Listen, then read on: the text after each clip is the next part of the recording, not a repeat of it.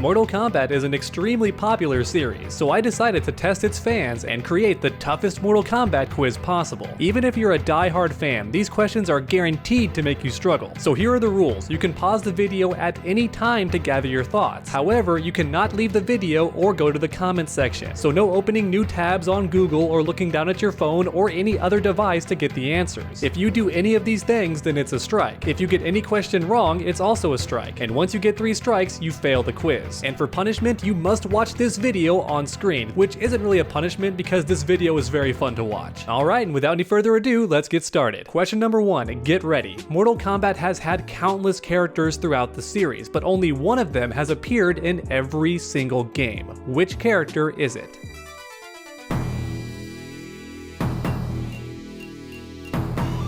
If you said Scorpion, then you're wrong because it's Sub-Zero. He is the only character to appear in every single Mortal Kombat game. In fact, he's playable in every Mortal Kombat game too. Just one more reason for Sub-Zero fans to celebrate. And for an extra fun fact, Sub-Zero's not even human, so the more you know. On to question number 2. Many of the playable characters in the Mortal Kombat series are Edenian, and seemingly all of them can teleport, except for one. Which character in Mortal Kombat is the only Edenian who can't teleport?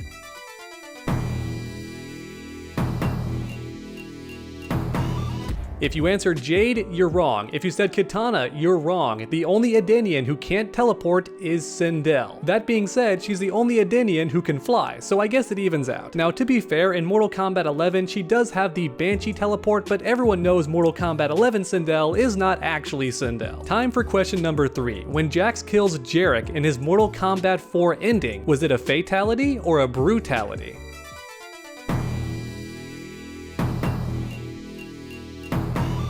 The correct answer is fatality. In fact, it's a stage fatality before they were even a thing, which means Jax was just ahead of his time. Now, if you got this one wrong, don't freak out. A lot of people do because the word brutality is uttered in the ending, but it's actually not the way that Jarek is killed. Alright, on to question number 4, and this one is going to be tough unless you're a die-hard gamer. Sonya Blade made her debut in the very first Mortal Kombat game, and in almost every game she has her iconic Poison Kiss ability. However, there's one character who's completely unaffected by this move. Which character is that?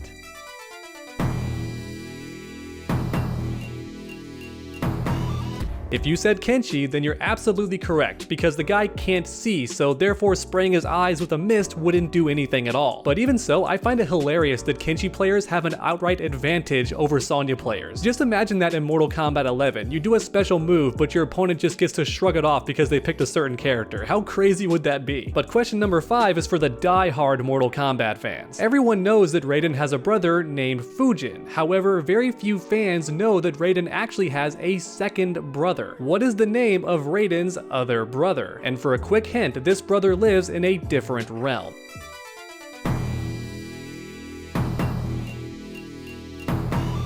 The answer is Shao Kahn. That's right, in certain games, Shao Kahn is confirmed to be the brother of Raiden. In fact, even in a movie, Shao Kahn is Raiden's brother, but you would know that if you watched my awesome facts about Shao Kahn video. Time for question number 6. Noob Saibot first appeared in Mortal Kombat 3. However, he didn't get a brand new character model. Instead, the developers took one of the existing characters and shaded them solid black. Which ninja model was used to make Noob Saibot in Mortal Kombat 3?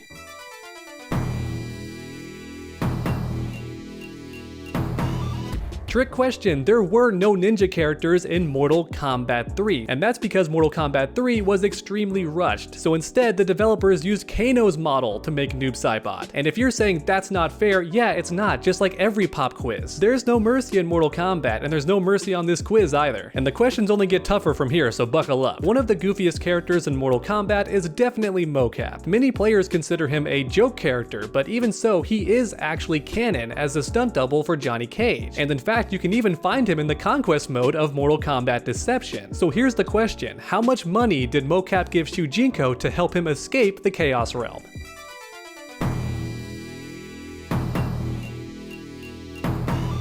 If you said $20, then you have a fantastic memory, and congratulations to you. Looking back on it, it's really funny that not only is mocap canon, but he's also in the Chaos Realm of all places. The man's a stunt double, how did he even get there? And the $20 has to be the best punchline, because what can you even buy in modern day with $20? Like 1/3 of a video game? On to question number 8. Many Mortal Kombat games have had a lackluster roster that left the fans a bit disappointed. However, only one Mortal Kombat game is infamous for having the worst roster in the entire series. In fact, this roster was so bad that many players refused to even use it and instead kept playing the previous game that was still at the arcades. So with all that said, which Mortal Kombat game has the worst roster?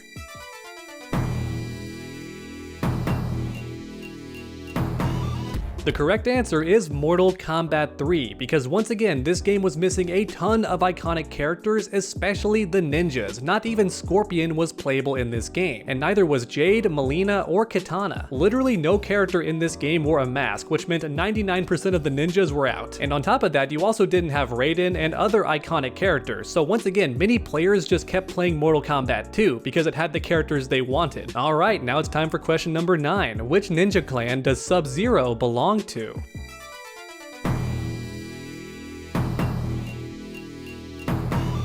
The correct answer is none of them, because Sub-Zero is not a ninja. In fact, he outright says this in one of the video games. Because keep in mind, the ninjas are Japanese and Sub-Zero is Chinese. In fact, Lin Kuei are a real thing. They're actual assassins found in history. Just like the ninjas, both of these clans existed, but only one of them was referred to as ninjas. You could argue both of them are assassins, but only one of them were referred to as ninjas, and that was not Sub-Zero's clan. They are Lin Kuei, which I'm sure is very confusing to hear because both players and the developers often refer to Sub-Zero as a ninja, but the reality is he is not. He is a Lin Kuei. But now it's time for question number 10. Molina has quickly become a fan favorite among most Mortal Kombat fans, and it's easy to understand why. She has massive sex appeal and is also very violent, so she perfectly encompasses the mature nature of the Mortal Kombat series. But I digress. Here's the question. Is Molina Kitana's twin sister?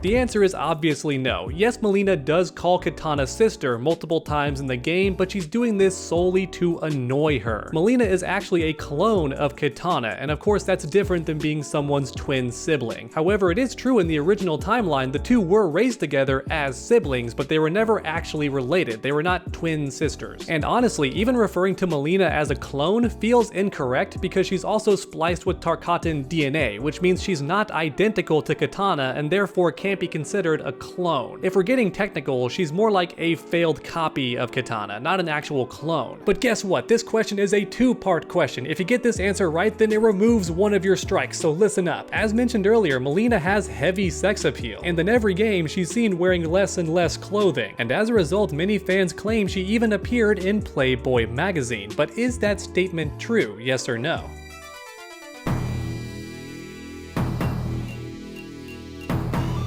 Shockingly enough, the answer is yes. Despite being a video game character, Molina did appear in a Playboy magazine. And believe it or not, she's not alone. There's plenty of female video game characters who appeared in the popular Playboy magazine. Which on the one hand I suppose makes sense because sex appeal is sex appeal, even if it is pixels. But at the same time, they're not real women, which makes it kind of funny no matter how you explain it. But once again, I digress because it's time for the final question, and this one is extra tricky. I will be shocked if any of you watching even know about this one, but here we go. One of the voice actresses for Mortal Kombat 11 won an award for her voice acting in the Outstanding Video Game Character Best Performance category. Which character was this voice actress portraying?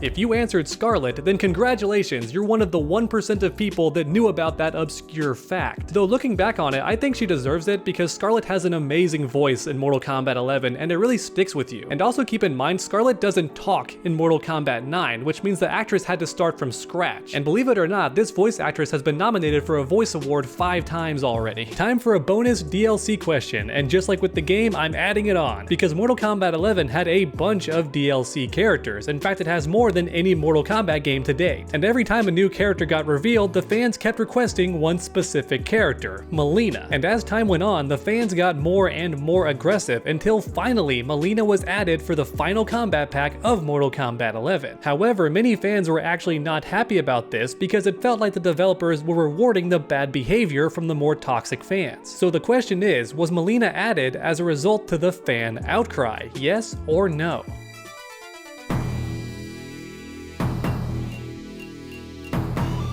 Believe it or not, the answer is no. Molina was not added as a result of fan outrage. In fact, there's very early interviews where Ed Boon just lets it slip and mentions Molina and Rain by name, which means not only were they always planned as DLC from the beginning, but on top of that, they always planned on releasing them together in the same combat pack. And there you have it, everyone, the toughest quiz in Mortal Kombat history. Congratulations if you passed, but if not, let me know in the comments down below which question stumped you. Thank you so much for joining me on this journey and participating in the Impossible Mortal Kombat quiz. Leave a like down below if you had a good time, and don't forget, if you failed, then you have to watch this video on screen. It's a banger and you're gonna enjoy it. Make sure to come back next time, and as always, stay underdogs.